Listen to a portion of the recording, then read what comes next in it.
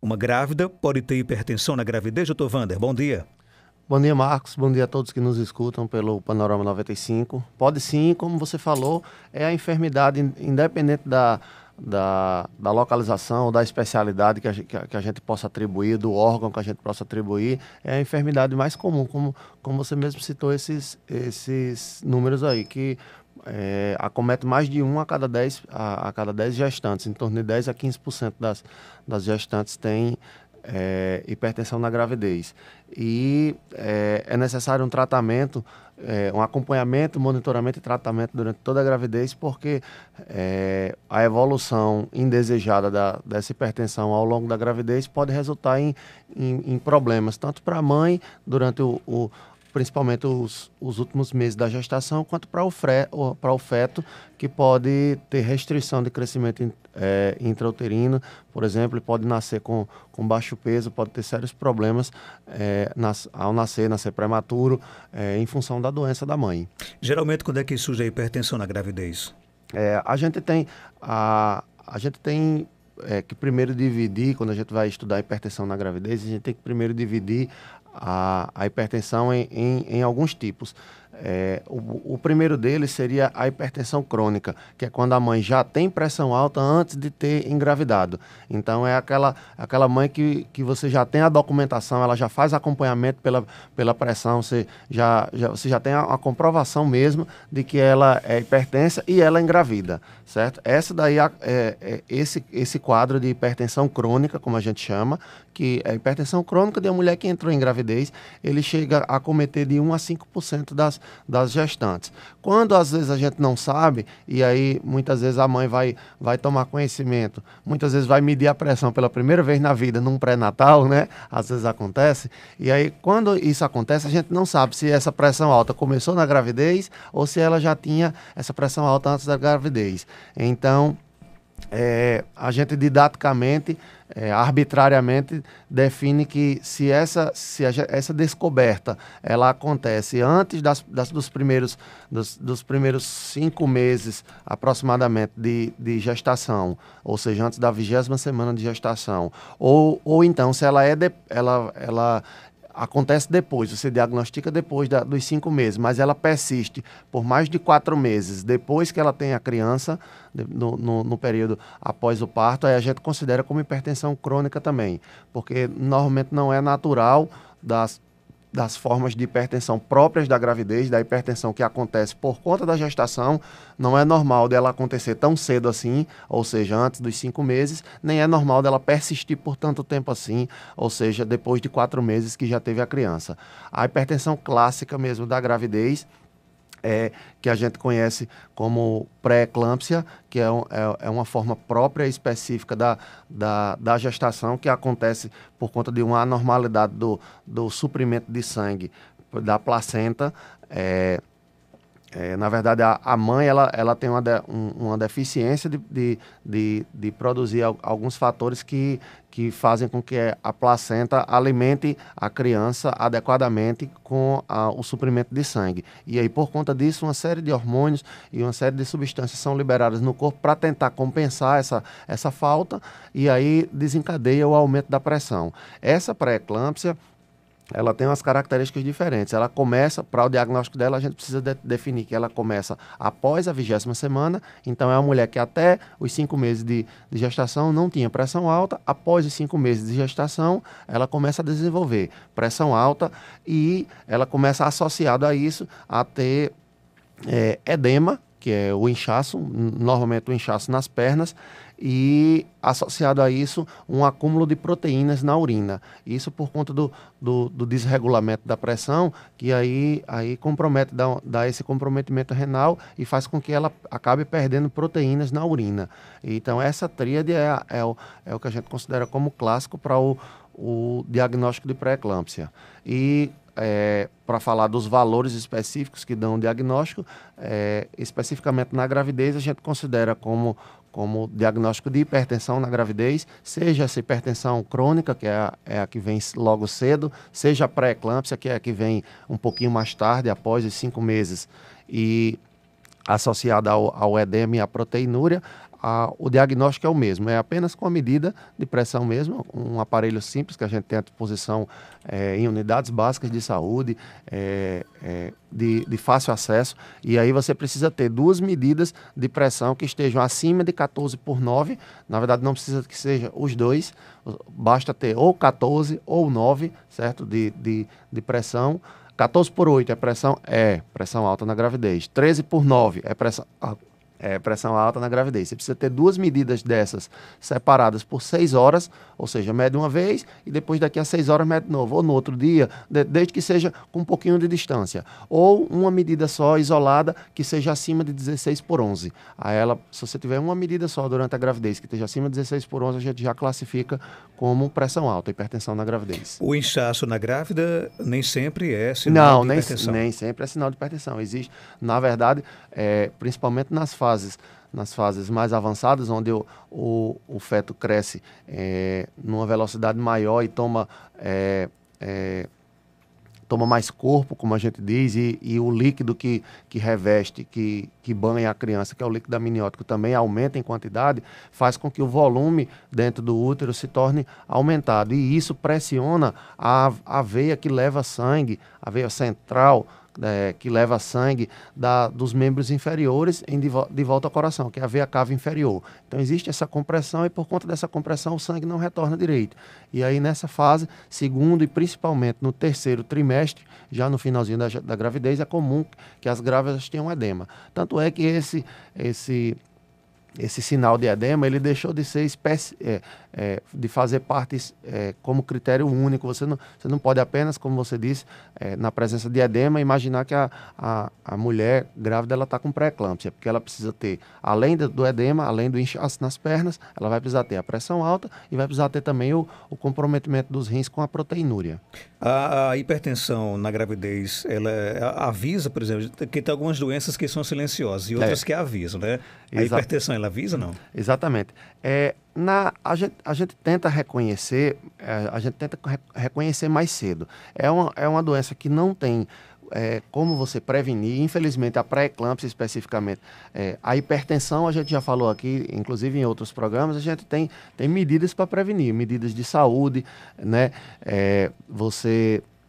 Uma mudança no estilo de vida, com dieta, com atividade física, consumindo uma quantidade moderada de sal. Isso previne o aparecimento da hipertensão tradicional. Essa hipertensão relacionada com a gestação, que é a pré-eclâmpsia, ela infelizmente a gente não tem como prevenir. Se ela tiver de acontecer, ela vai acontecer. O importante é que a gente tente reconhecer cedo. Na maior parte das vezes, a sintomatologia ela é exígua, ela é muito pouca e o que pode ser percebido é apenas o edema mesmo dos membros inferiores. Quando a mulher vem a desenvolver queixas, essas queixas costumam estar associadas a uma forma mais grave de pré-eclâmpsia, que a gente chama de pré-eclâmpsia severa, que aí ela pode vir com dor de cabeça, com visão borrada, ou escotomas visuais, que a gente chama, que são brilhos luminosos na vista, uma alteração do estado mental, você começar a ficar mais sonolento, por exemplo, ou mais agitado, náuseas, vômitos, dor abdominal, uma diminuição da quantidade de urina que você vai produzir nas 24 horas para menos de 500 ml, até mesmo quadros mais graves como AVC ou edema de pulmão. Mas essa sintomatologia é uma sintomatologia que ela é presente nas formas graves da doença. A pré-eclâmpsia leve ou a pré-eclâmpsia sem sinais de gravidade, ela costuma se manifestar como uma hipertensão tradicional, com poucos sintomas e, no máximo, esse edema dos membros inferiores que pode vir a acometer a mulher. A nossa ouvinte Rogéria está fazendo aqui a pergunta no nosso WhatsApp, 988775550. Ela quer saber se toda gestante hipertensa ela tem que tomar medicamento. Pois a gente sabe, na verdade, que a evolução, a doença ela evolui independente de se tratar ou não, mas a persistência de níveis de pressão maiores por mais tempo favorece ao aparecimento das formas mais graves. Então, a gestante que já é previamente hipertensa, a gente recomenda que se faça tratamento. Na verdade, que se faça acompanhamento, porque esse tratamento, ele pode, no primeiro trimestre, ele pode, inclusive, ser diminuído as doses de drogas, porque por uma questão fisiológica mesmo da gravidez, no primeiro trimestre você tem uma diminuição dos valores de pressão. Então, se a sua pressão normal, de uma pessoa que não é hipertensa, ela cai um pouco durante o primeiro trimestre, na pessoa que é hipertensa, ela também tende a cair um pouco. E aí pode ser que não seja necessário fazer tanta dose de droga, de medicação que ela vem fazendo. Então, no primeiro trimestre, você pode ter uma necessidade de redução da quantidade de medicações que você usa, mas sempre com um acompanhamento, para evitar também o aparecimento de níveis de pressão muito elevados que possam prejudicar tanto a mãe quanto o feto. Lá pelo segundo e terceiro trimestre, que é uma fase onde a pressão, mesmo na paciente que não tem eclâmpsia, na que já tem pressão alta crônica, que já tinha antes de engravidar, lá pelo segundo e terceiro trimestre principalmente, a pressão ela tende a voltar a aumentar e aí a gente precisa estar de olho,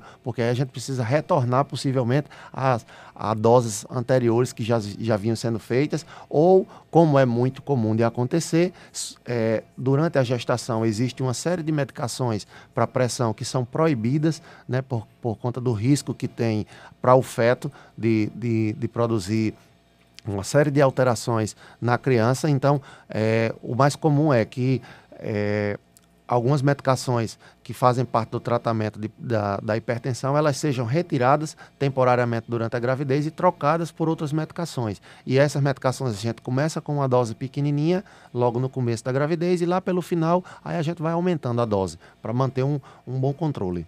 Qual é a pressão normal para uma grávida? A gente tem, o que a gente define até hoje é esse limite superior que nós comentamos aqui, que é até 14/9. Então, se a gestante tem uma pressão menor do que 14/9, a gente considera como uma pressão satisfatória para ela durante a gravidez. Se passar disso? Se passar disso, a gente está diante de um quadro de hipertensão e precisa vigiar e precisa tratar, certo? Precisa fazer um acompanhamento, precisa fazer o tratamento. Esse acompanhamento inclui o tratamento com o uso de medicações que sejam apropriadas durante a gravidez para não prejudicar o feto, mas também o acompanhamento do nível de crescimento da criança dentro do útero da mãe. Porque se a gente detecta ao longo da gravidez que essa criança ela está com restrição desse crescimento, o crescimento dela está pequeno, isso pode afetar severamente o desenvolvimento dela depois do nascimento e é inclusive um dos critérios de interrupção da gestação, que é, na verdade, o único tratamento que existe definitivo para a pré-eclâmpsia. A gente trata a pressão alta, na verdade. Eu estou falando aqui de fazer medicação, respondi até a Rogéria aí que a gente precisa tratar a pressão alta, mas para a pré-eclâmpsia especificamente, o único tratamento definitivo é a interrupção da gestação. Lógico que a gente não vai diagnosticar a pré-eclâmpsia numa pessoa com 5 meses de gravidez e vai pedir para interromper a gestação, porque o risco para a criança que nascer prematura de 5 meses é muito grande. Então a gente tenta o máximo possível postergar ou adiar a interrupção da gestação e adiar o parto para que a criança se beneficie o máximo de tempo possível dentro da mãe de um crescimento dentro do possível natural. Mas às vezes chega ao ponto de você não conseguir ter um bom controle de pressão, inclusive um dos critérios de interrupção da gestação, você não consegue um bom controle de pressão e a única saída que você vê para não afetar a mãe, não afetar mais ainda a criança, é simplesmente induzir o parto. Então, por isso que é bom então que a gestante ela tenha durante a sua gestação um acompanhamento de sua pressão, né? Exatamente. Esse acompanhamento de pressão pode ser feito, inclusive, durante o pré-natal e deve ser feito, inclusive, durante o pré-natal nas unidades básicas de saúde. Dá para se fazer isso, inclusive, normalmente esse acompanhamento ele é feito em unidades básicas de saúde com o médico da unidade básica e a enfermeira, que fazem consultas alternadas ao longo de toda a gravidez. Em havendo a detecção de um caso como esse, você pode conduzir o tratamento. Se essa paciente for de uma gestação de alto risco e e tiver que ser acompanhada por uma equipe mais especializada, ela pode ser destinada a um local onde seja onde são reunidas as gestantes de alto risco numa determinada cidade para fazer um acompanhamento mais de perto, mas isso é um alerta, inclusive, porque é um exame simples que a gente faz, que faz parte, inclusive, do exame físico, para fazer esse diagnóstico e que pode ter toda a diferença, não só para a mãe, mas para a criança, que ela tem tantas expectativas quando a criança nascer e isso pode, inclusive, comprometer o nascimento e o crescimento da criança. Vamos aqui tranquilizar algumas de nossos ouvintes, né? Porque está chegando aqui algumas perguntas. Bom dia, doutor Wander. Estou gestante. Minha pressão sempre está a 12/8. É normal? É normalíssima. Fique tranquila, Fique viu, tranquila, fique tranquila. Se chegar em 14/9 2 vezes, é que aí a gente vai ter o diagnóstico da pressão alta. Mas se ela passar a gestação inteira em 12/8, ela, pelo menos do ponto de vista de pressão, do ponto de vista circulatório, ela vai ter uma gravidez excelente. Existem, por exemplo, medidas que ela deve tomar para manter essa pressão? Exercício, por exemplo, alguma coisa? Pois é, a gente não tem, até hoje a gente não tem nenhuma comprovação, como eu tinha falado para você, de que a manutenção de exercícios ou alguma terapia que seja com medicamentos ou sem medicamentos, que ela consiga prevenir o aparecimento da hipertensão. A gente recomenda porque simplesmente por uma questão de plausibilidade.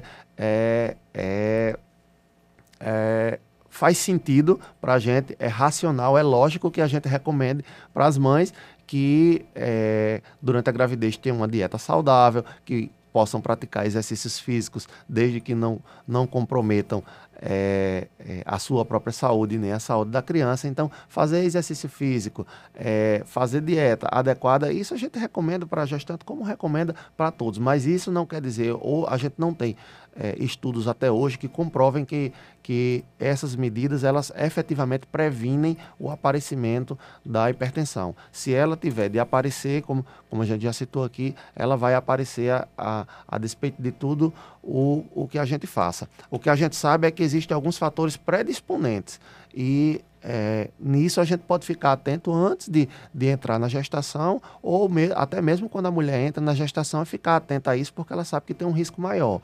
E os fatores clássicos predisponentes são, primeiro, gestações múltiplas. Então, a mulher que já teve 5 filhos em comparação com a que está tendo o primeiro filho agora, ela tem mais chances de desenvolver hipertensão e pré-eclâmpsia na gravidez.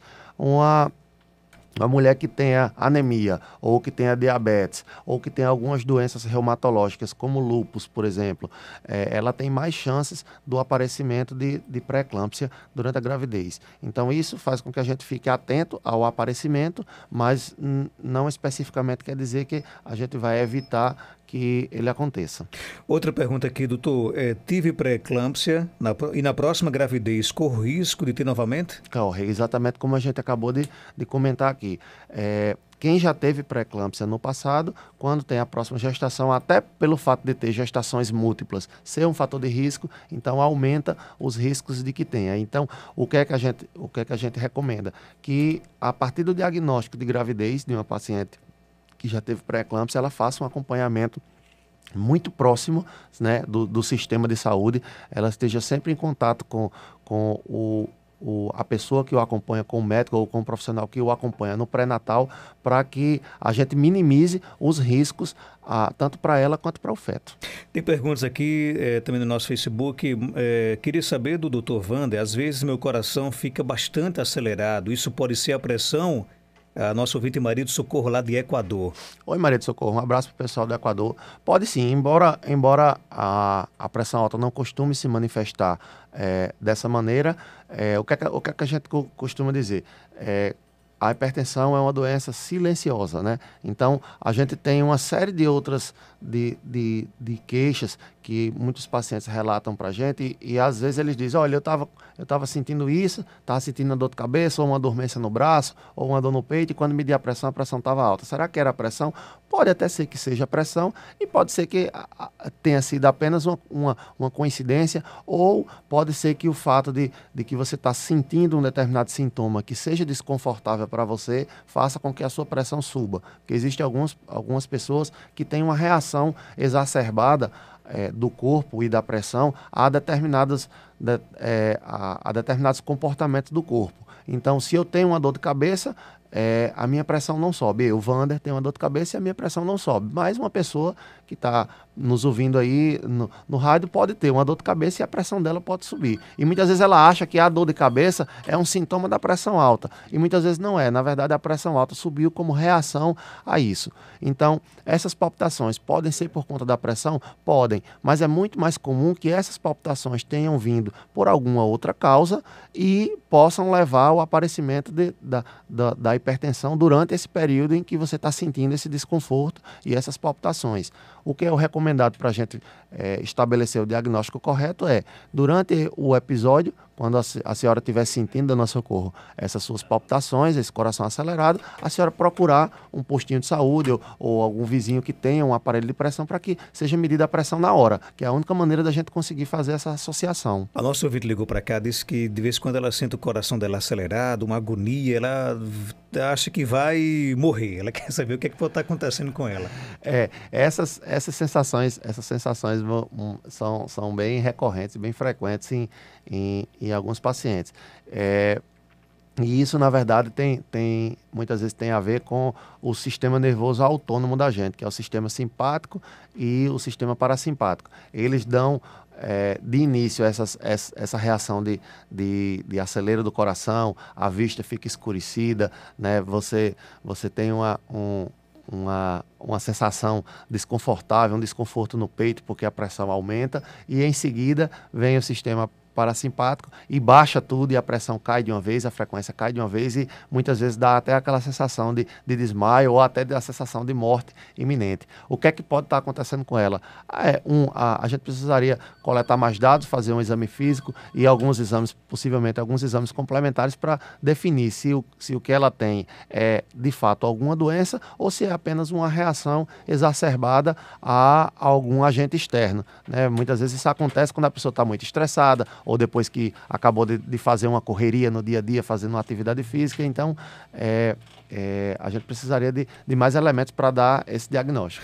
Vamos aqui com o nosso ouvinte, 3421-2272. Ela vai falar o seu nome e fazer a sua pergunta para o Dr. Wander Weyden. Bom dia. Bom dia. Fátima Barros do Sítio Carrapateira. Eu queria perguntar para o doutor que já me disseram que não é bom tomar medicamento com leite. E se isso é certo ou é invenção do povo? Medicamento com leite, é mito ou verdade? Obrigado, Fátima, por sua participação. Oi, Fátima, bom dia. Olha, a gente precisa, na verdade, saber especificamente que tipo de medicações, porque existem algumas medicações que, de fato, elas são afetadas pelo nível do pH, então do pH do estômago e do intestino. Então, se está mais ácido no estômago, você consegue absorver melhor. Se o pH ele não está tão ácido assim, você não absorve bem e o medicamento é prejudicado. Então, o que a gente recomenda que seja feito, na verdade, é que você siga as recomendações, especificamente em relação ao remédio que a senhora toma, a senhora siga as recomendações que foram dadas pelo seu médico, porque existem algumas medicações que a gente recomenda que sejam feitas durante a alimentação, existem outras medicações que a gente recomenda que sejam feitas especificamente fora do período da alimentação, ou seja, entre o café e o almoço, ou entre o almoço e o jantar, para que a alimentação não interfira, não modifique. E existem, por outro lado, outras medicações que elas são absorvidas e elas fazem o seu efeito independente da alimentação. Então, tanto faz tomar essa medicação quando estiver comendo no almoço, tanto faz tomar essa medicação quando estiver bebendo leite, ou bebendo água, ou bebendo suco. O que eu recomendo à senhora é que a senhora atente para a receita que foi prescrita para a senhora e se ela diz especificamente que é para tomar o remédio durante uma refeição, no almoço e no jantar, então a senhora come com os alimentos. Se ela diz especificamente que é fora 2 horas após o almoço ou 1 hora antes do jantar, é porque a gente o alimento ele não pode estar junto da medicação. Mas essa propriedade ela eu responderia para a senhora que ela é mito e é verdade ao mesmo tempo, porque para algumas medicações ela é verdade. Você realmente não pode tomar com leite, porque o leite pode cortar o efeito. Mas para outras medicações é mito, porque para algumas medicações simplesmente não faz diferença. Doutor, você sabe que alguns exames para você receber é quase um desespero, né? O nosso ouvinte ligou para cá agora, disse que o esposo dela fez uns exames, as taxas deram alta, né? E no exame lá no resultado veio lá, não descartada a possibilidade de infarto, idade imprevisível. Ela quer saber o que significa isso. Só vendo o exame? Possivelmente só vendo o exame e vendo as características do exame para a gente conseguir definir melhor o que ele está sentindo. O que a gente pode recomendar é que ela procure o médico que solicitou esse exame para apresentá-lo de volta. Caso não consiga encontrá-lo e o paciente principalmente estiver sentindo algum sintoma, olha, eu estou sentindo uma queixa, não estou me sentindo bem, levá-lo então a uma emergência, apresentando o resultado desse exame para que possa ser interpretado e feito o diagnóstico correto. A emergência não é o local simplesmente para apresentar o exame dela, para simplesmente apresentar o exame dele, perdão, para apresentar o exame dele, o correto é que ela mostre ao médico que solicitou, mas se ele estiver sentindo alguma queixa, uma dor, um desconforto, um mal-estar, o ideal é que ele vá e aí aproveita e leva junto o exame. Ok, algumas perguntas com respostas rapidinhas. O Jonas Regalado, ele disse que há 3 anos teve 2 infartos, ele calcificou 100% uma artéria, ele vai passar o resto da vida tomando remédio e vai ter problemas futuros? Ele vai precisar passar o resto da vida tomando remédios e se ele vai ter problemas futuros depende do segmento dele correto do tratamento, né? Tanto do tratamento de medicação como do tratamento de dieta, de evitar cigarro, de moderar o consumo de álcool e da própria resposta dele, porque muitas vezes a doença ela evolui mesmo com todos os esforços que a gente faz. Então, se ele vai ter problemas no futuro, a gente costuma dizer que só o tempo vai dizer. A gente tem que fazer a nossa parte, fazer todo o esforço possível para que isso não aconteça. Essa aqui você já respondeu, mas vamos ao ouvinte que é a resposta.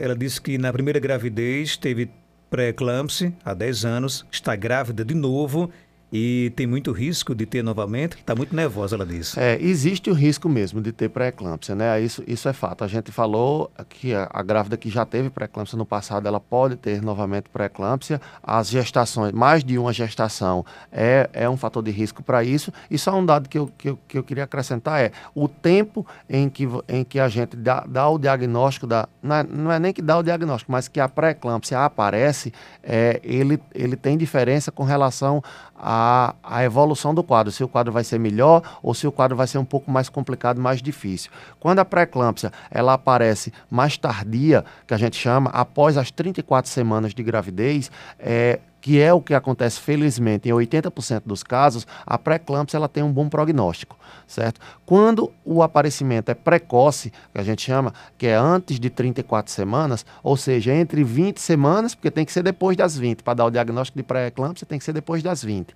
Então, depois das 20 e antes das 34 semanas de gravidez, que acontece felizmente numa minoria, que é de 5 a 20% dos casos, a gente tem um prognóstico ruim, principalmente para a criança, que pode ter restrição de crescimento. Mas para a mãe também, porque há umas formas graves que inclusive pode se transformar a pré-eclâmpsia em eclâmpsia, que é quando a mãe tem convulsões. E o Luciano de São João do Sabugi pergunta: sou muito ansioso e minha pressão sobe, pode ser da ansiedade? Pode sim, a ansiedade. Eu estava até explicando ontem para uma paciente no nosso consultório uma coisa interessante, a respeito de uma arritmia específica, mas a gente poderia fazer uma analogia rápida com relação a isso também. Imagine que a gente tem um copo quebrado e aí a gente coloca um copo rachado. E aí a gente coloca um pouco de água dentro desse copo quebrado e levanta o copo e o copo começa a vazar. Aí eu perguntei para a paciente e convido os nossos ouvintes a fazer essa mesma reflexão. A água está vazando, é porque você botou a água dentro ou é porque o copo está rachado? Possivelmente é porque o copo está rachado. Então, se a sua pressão ela sobe quando você tem o estresse e está ansioso, é porque certamente tem algum componente atrás. Mas a ansiedade, ao mesmo tempo esse copo ele ele não vazaria água se você não colocasse a água dentro. Então, se você não tem o estresse, não se submete a esse estresse, ou evita, ou procura maneiras de evitar essa ansiedade toda, você possivelmente terá benefícios e essa pressão não aumentará.